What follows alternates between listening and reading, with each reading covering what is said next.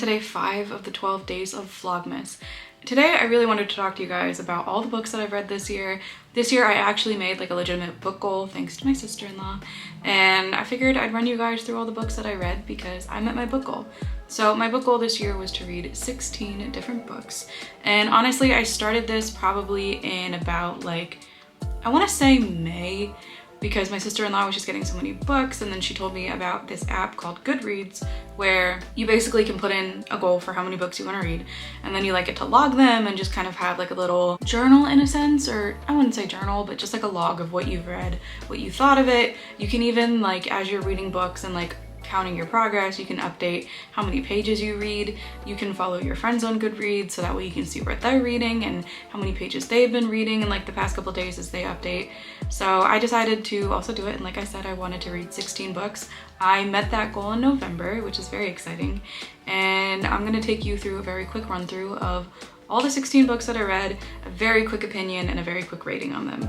Now I'm only saying really quick because obviously I can go on and on and on about all of the books that I read and what I thought about them and plots and all of that, but I don't think anybody wants to hear me do that, so I thought I'd just keep it nice and quick and concise.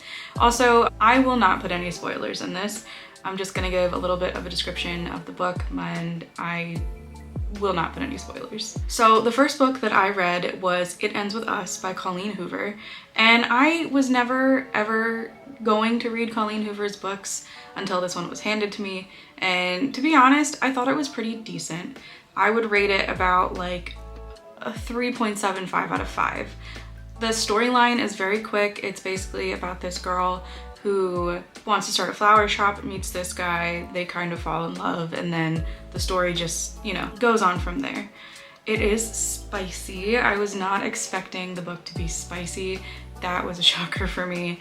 But yeah, 3.75 I would say out of 5. I did read it very quickly, and I did like it. Though I will say, trigger warning, it does deal with domestic abuse, and that was a little bit hard for me to read, for sure, as I'm sure it would be for anybody. So yeah, that was definitely shocking.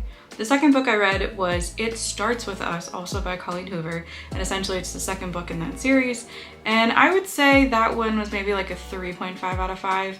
It kind of continued the storyline a little bit, but it felt a little bit loosey-goosey in my opinion. Essentially, we're just continuing on the story of this girl and this guy who met and fell in love, and just kind of what happened after the first book. It was a little bit spicy as well, not as spicy as the first book. If you read the first one, I would definitely recommend that you read the second one at least. It was a very quick read also, both of these books for me. The third book I read is a book called Every Summer After by Carly Fortune, and essentially it's about this girl who has like this summer lake house, and every summer she just goes to this cabin with her family and spends the entire summer there, and takes you through like her childhood and just like one big thing that happened. I thought the book was pretty good. I will say I did feel like it was a little bit drawn out for what it was, especially when you like kind of get to the end and everything just kind of comes to a point. I did feel like it was pretty drawn out, but I would rate this book probably like a 4 out of 5.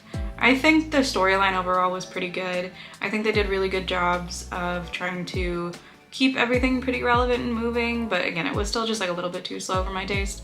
And it's also a romancy book, but yeah, 4 out of 5, definitely would recommend at least reading it. The fourth book that I read was the book They Both Die at the End by Adam Silvera, and this is a book that was recommended on Book Talk. It's one that I've been seeing. It's one that I finally kind of just like, I think honestly like I've had this book for a while, and I was like, yeah, let's give it a try.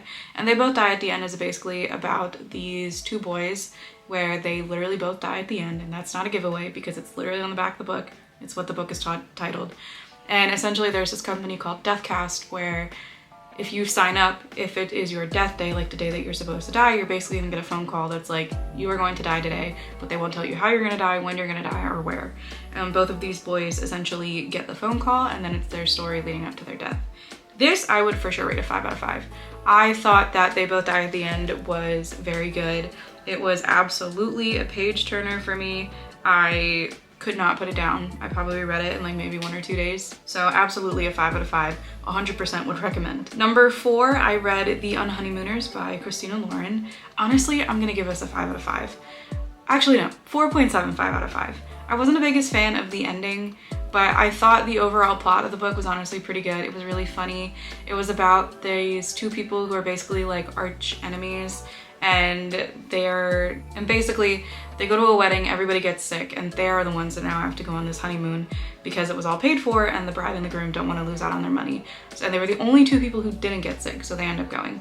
I thought it was funny. It had a lead female in the plot who was a woman in STEM, which I thought was pretty neat. And again, I really just thought it was a funny, easy, quick little read. It's definitely romancy, so there are some like steamy parts to it, but definitely would recommend if I said that enough obviously already. 4.75 out of 5. The sixth book that I read is The First to Die at the End, also by Adam Silvera.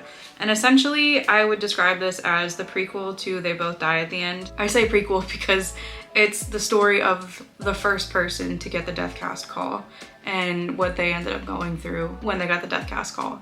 Again, it was very, very, very intriguing to read. It was for sure a page turner, and I would give this also a 5 out of 5. Number 7 was I Read the Seven Husbands of Evelyn Hugo by Taylor Jenkins Reid. 5 out of 5, hands down. Cannot recommend this book enough to people. Essentially, The Seven Husbands of Evelyn Hugo is about this actress named Evelyn Hugo who comes out with a tell-all memoir of her 7 different husbands, and this person is the journalist who's writing this memoir, and it takes you through her whole story, and I just cannot recommend how good this book was. I read it so quickly, I could not put it down, and I have no complaints about this book. Number 8, Beach Read by Emily Henry, and I hated it. I would probably give it like a 2 out of 5. Everybody was talking about this book on Book Talk, I think, but honestly, I don't understand why. It's a romance book. It's about this girl who essentially inherits a beach house from her father who's died and led like a double life, and she's just dealing with the fallout of this beach house and has a neighbor that she ends up meeting and kind of knew from her past. I hated it. I thought the book was so drawn out. I thought honestly the book could have happened in 30 pages and I would have not missed out on anything. I thought that there were major plot holes. They did not talk about some key parts of the book. They just ignored like some of the plot points. Yeah, I hated it. 2 out of 5. Do with that what you will. Number 9 was I Read Daisy Jones and the Six by Taylor Jenkins Reid. Also cannot recommend it enough. I'm gonna give it a 4.9 out of 5. And the only reason I'm saying this is because the whole book is basically about this band called The Six, and then this woman called Daisy Jones that come together and create this band called Daisy Jones and the Six. And they were like the biggest band of, I think it was like the 70s, and it follows like their rise to fame and how they got there and their story. And the whole book is quite literally an interview format, so it's just like just say be like, Daisy said, or Daisy ... like answer, and then, you know, like this next character's name ... answer. And I thought that was a little bit hard for me to keep track of like all the characters. In hindsight, I wish I had made like a list of who was who and wrote down like how these people, you know, connected and who they were and how they all played together. I think that would have helped. But with that being the only complaint, I love the story. I think Amazon even made it into like a show. I didn't watch it, but yeah, 4.9 out of 5. I essentially basically just like anything that Taylor Jenkins Reid writes. The 10th thing that I read was this book called The Last Thing He Told Me by Laura Dave. And essentially it's about this woman who is married to this guy and has a stepdaughter, and then one day she just gets this note that just says protect her, and her husband just like disappears and she has to find out why and why she was given this note. Honestly, 5 out of 5. It was such a good mystery. I could not put this book down. I had so many theories as to what was going on. I never could have guessed what was even happening. I loved it. I love a good mystery. I love a good thriller. Cannot recommend that one enough. Number 11 is I read Counting the Cost by Jill Duggar. Now, I am never one really to read like a memoir. It's not really my cup of tea. It's not my style of book. But I grew up watching like 19 Kids and Counting, and then when everything kind of blew up, it's just something I've always followed. And now that Jill Duggar kind of like stepped away from her family, obviously, and put out her own book, I really wanted to read it, and I read that within like 12 hours. I could not put it down. I thought it was very well written. I think it very much so explained her side of the story and everything that she was experiencing and her thoughts and her feelings, and kind of exposed a lot of people for how they wronged her and just how, you know, she was supposed to live in this cult and live with her family who was part of this cult. And even if you're not a fan of the Duggars, I really did think that was a really good read. So 5 out of 5. Number 12 was I read The Tattooist of Auschwitz by Heather Morris. And it's basically about this, literally, it's about the tattooist of Auschwitz who would tattoo the numbers of the prisoners as they would come into the concentration camps. I thought this book was pretty good.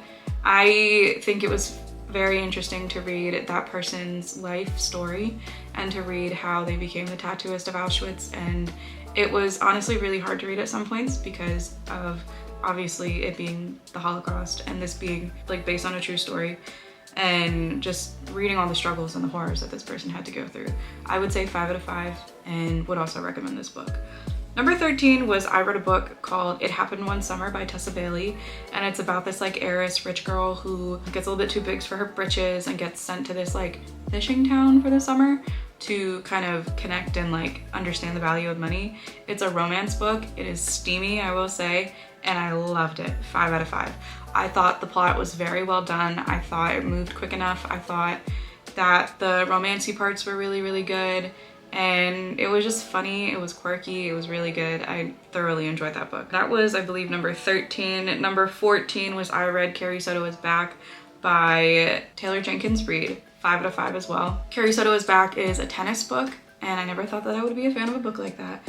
But it's about this girl who's basically held the record for the most back-to-back slams, or number of slams total, which is like a tennis thing. And she basically comes back to the sport after growing up and being out of the sport for a while, and it's like this path of her trying to reclaim her record.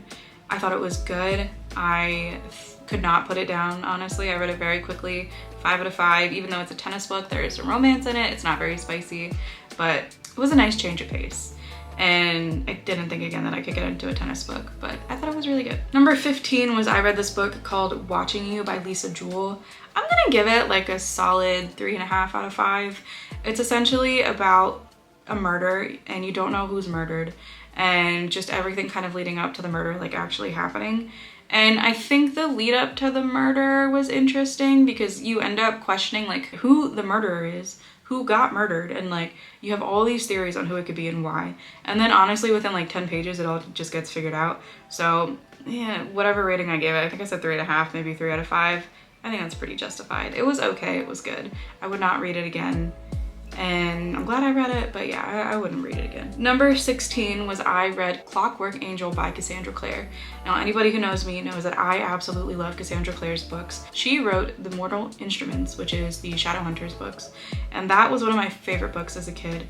I have always loved them. I love the book so much that I literally included a passage from one of the books in my wedding vows because I absolutely love this author and the Shadowhunters world.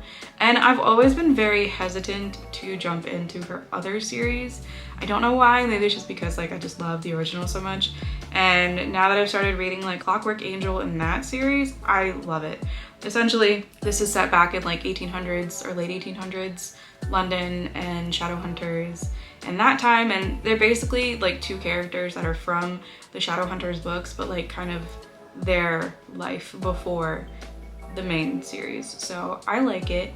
If you like YA books, this is a YA book. If you like Shadowhunters, I would recommend it. Most of the people I talk to who've read any of Cassandra Clare's books have, in my opinion, actually read this one, like this Clockwork Angel series first before reading The Mortal Instruments. So do with that what you will, but yeah, so that was all the 16 books that I read this year.